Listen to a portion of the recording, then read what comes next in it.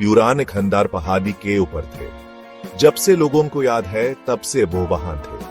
कोई उनके पास जाने की हिम्मत नहीं करता था। गांव वाले कहानियां सुनाते थे। वो अजीब रोशनी और डरावनी आवाजों की बातें करते थे। कहा जाता था कि खंडार में भूत है। रघु एक जवान किसान था। वो पहाड़ी के नीचे वाले गांव में रहता था। वो अपनी दया के लिए जाना जाता था। वो अपनी बहादुरी के लिए भी जाना जाता था। रघु भूत प्रेत में विश्वास नहीं करता था। वो अक्सर गांव वालों की कहानियों को आंखों पर से उतार देता था। वो खंडार को एक रहस्यमयी जगह मानता था। एक दिन उसने उनका पता लगाने का फैसला किया। जैसे ही रघु खंडर के पास पहुंचा, सूरज डूबने लगा।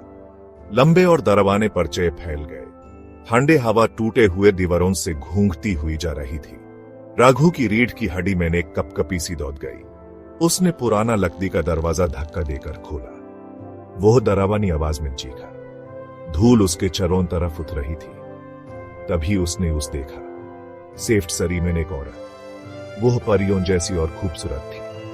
वो उसकी तरफ मुड़ गई। उसकी आंखें गहरे दुख से भारी थी।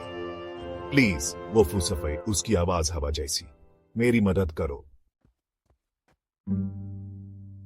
राघु उसकी तरफ खिंचा चला गया।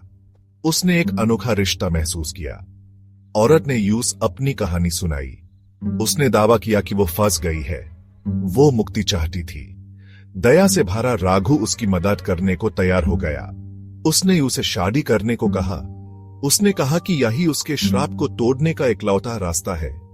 रघु हिचकिचाया, लेकिन उसकी आंखों में कुछ ऐसा था जिसने उसे यकीन दिला दिया। शादी एक सीधी सी बात थी। ये खंडर में हुई थी। सिर्फ बीते हुए वक्त के भूत ही गवाह थे।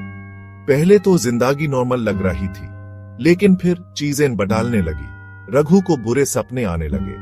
वो पसीने से तरबतर उठता था। जब कोई नहीं होता था तब वो फुसफायां सुनता था। एक दिन रघु ने कुछ ऐसा देखा जिसने उसे हड्डियों तक हिला दिया। उसने अपनी बीवी को देखा। वो खंडर की तरफ चल रही थी, लेकिन वो जमीन पर नहीं चल रही थी। वो हवा में तैर रही थी। डर का एहसास उस पर छा गया। उसने उसका पीछा करने का फैसला किया। वो खंडर के बीच में उसका पीछा करता रहा। वहां टूटे हुए हॉल के बीच में वो खड़ी थी। वो उसकी तरफ मुड़ी। उसकी आंखें एक अजीब हरी रोशनी से चमक रही थी। उसकी त्वचा मौत की तरह पीली थी। तुम्हें नहीं आना चाहिए था, वो घुड़ाए। उसकी आवाज अब नरम नहीं थी। वो एक भयानक गुड़ाहट थी। सच्चाई रघु पर बिजली की तरह गिरी। उसने एक भूत से शादी की थी। वो भागा। वो तब तक भागता रहा जब तक वो और नहीं भाग सका। उसने गांव छोड़ दिया। उसने कभी पीछे मुड़कर नहीं देखा।